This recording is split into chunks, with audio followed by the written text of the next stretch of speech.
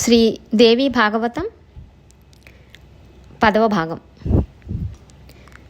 సూతుడు ఇలా కథ చెప్తుండగా సౌనకాది మహామునులలో ఒకరికి మరొక సందేహం వచ్చింది. బ్రహ్మ విష్ణు మహేశ్వరులు త్రిమూర్తులని, సనాతనులని, బ్రహ్మాండంలో వీరికంటే అధికులు లేరని, సృష్టి స్థితి లయాలను వీరే నిర్వహిస్తుంటారని పెద్దలు చెప్పగా విన్నాం. అందులో విష్ణుమూర్తి మహా తేజస్వి అని, సర్వసమర్థుడని చెప్తారు కదా. అంతటి స్వామి యోగమాయకు వసుడే నిద్రపోయాడా? అతడి వివేకం ఏమైపోయింది? బ్రతికుండి నిశ్చేష్టుడు ఎలా అయ్యాడు? ఇది నా సందేహం. విష్ణుమూర్తినే లొంగ తీసుకున్న ఆ శక్తి ఎవరు? దాని పేరేమిటి? ఎక్కడ ఎలా పుట్టింది? అంతటి సమర్థురాలు ఎలా కాగలిగింది? పరాత్పరుడు నిద్రాపరతంత్రుడయ్యాడంటే ఆశ్చర్యంగా ఉంది. ఓ మహామతి, వ్యాస శిష్య, నీ జ్ఞాన ఖడ్గంతో నా సందేహ లతలను ఖండించి సత్యప్రకటనం చెయ్యి అని ఆ మహామునిని అభ్యర్థించాడు. సూతుడు రవ్వంతా ఇరుకున పడ్డాడు. అయినా సమాధానం చెప్పాడు. మహామునులారా, ముల్లోకాలలోనూ ఈ సందేహాన్ని తీర్చగలవాడు లేడని నా అభిప్రాయం. బ్రహ్మపుత్రులు, సనాతనులు అయిన నారద, కపిలాది మహామునులు సైతం దీనికి సమాధానం చెప్పలేరేమో. అంతటి దుర్ఘటమైన ప్రశ్న ఇది. ఇక నేననగా ఏమి చెప్పను? కానీ ఒక్క విషయం గమనించండి. వేదాలు విష్ణుమూర్తిని సర్వపాలకుడుగా కీర్తిస్తున్నాయి. అతడు విరాట్ స్వరూపుడు, సందేహం లేదు. చరాచర ప్రాణికోటి అంతా ఆ స్వరూపం నుంచే ఆవిర్భవిస్తుంది.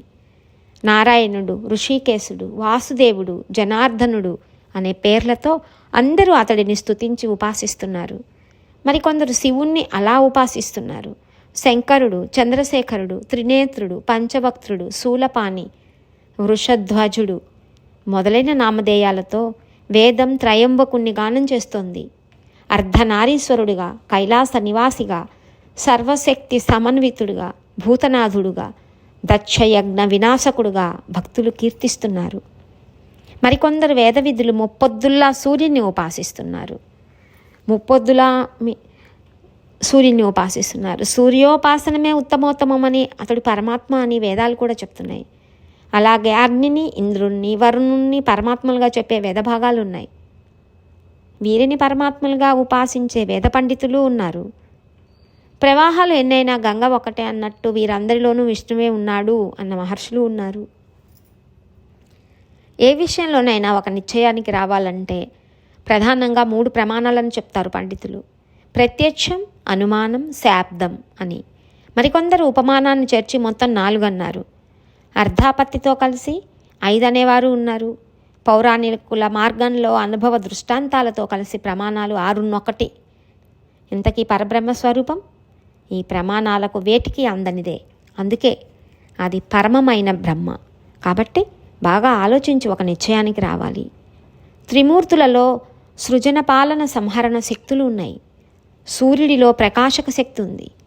శేష కూర్మాలకు భూభరణ శక్తి ఉంది. అగ్నిలో దహన శక్తి ఉంది. వాయువులో ప్రేరణ శక్తి ఉంది. ఈ శక్తులు లేకపోతే వీరంతా ఏమవుతారు? అసమర్థులవుతారు. వేరే చెప్పాలా? శివోపి సవతాం యాతి కుండలిన్యా వివర్జితః శక్తిహీనస్తు యః కచ్చిత్ అసమర్థః స్మృతో బుధైః. ఓ మహాతపస్సులారా, బ్రహ్మ మొదలుకొని స్తంభ పర్యంతము ఉన్న ఈ బ్రహ్మాండంలో శక్తిహీనం పరమనింద్యం. శివుడు శవమైనట్టే. కాబట్టి శత్రు విజయంలో, గమనంలో, భోజనంలో సర్వత్రా నిండి ఉన్న ఆ శక్తినే పరబ్రహ్మం అని బుద్ధిమంతులు నిర్ధారించారు, ఉపాసించారు. అదే విష్ణుమూర్తిలో సాత్విక శక్తి. అది లేని వేళ అతడు నిశ్చేష్టుడు. చతుర్ముఖునిలో అదే రాజస శక్తి. అది లేని నాడు అతడు ఏ సృష్టి చెయ్యలేడు. అదే శివుడిలో తామస శక్తి. అది ఉంటేనే అతడు సంహార కారకుడు. అందుచేత ఈ బ్రహ్మాండ సృష్టికి, స్థితికి, వినాశానికి శక్తియే కారణం. అదే లేకపోతే త్రిమూర్తులే కాదు, ఇంద్రుడు, సూర్యుడు, అగ్ని, వరుణుడు ఎవ్వరూ తామిప్పుడు చేస్తున్న పనుల్ని చెయ్యలేరు. ఆ శక్తి సగుణ అని, నిర్గుణ అని 2 రకాలు. నిర్గుణ శక్తిని విరాగులు ఉపాసిస్తారు. సగుణ రూపాన్ని కోరికలున్నవారు ఉపాసిస్తారు. అది నిష్కామోపాసన. ఇది సకామోపాసన. సగుణా నిర్గుణా సాతు ద్విధా ప్రోక్తా మనీషిభిః సగుణా రాగిభిః సేవ్యా నిర్గుణా తు విరాగిభిః. ధర్మార్థ కామ మోక్షాలకు స్వామిని ఆ శక్తియే. విధి విధానంగా పూజిస్తే అన్ని కోరికలు తీరుస్తుంది. ఇది తెలుసుకోలేని మూఢులు కొందరైతే తాము తెలుసుకొని ఇతరులను మోసం చేసేవారు మరికొందరు. పొట్టపోసుకోవటం కోసం కొందరు పండితులు కలి ప్రేరితులై రకరకాల పాషండ ధర్మాలను ప్రచారం చేస్తున్నారు. మరే యుగంలోనూ వేదబాహ్యమైన ధర్మాలు ఇంతగా విజృంభించటం కనపడదు. మహానుభావులారా, త్రిమూర్తులు నిత్యము ధ్యానించేది ఈ శక్తినే. 1000 సంవత్సరాలు తపస్సు చేసేది ఈమె అనుగ్రహం కోసమే.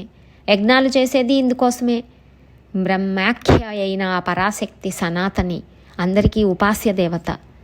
ఇది సర్వశాస్త్రాలు అంగీకరించి చేసిన నిర్ణయం అని మా గురువు గారు అంటే వ్యాస భగవానుడు చెప్పారు.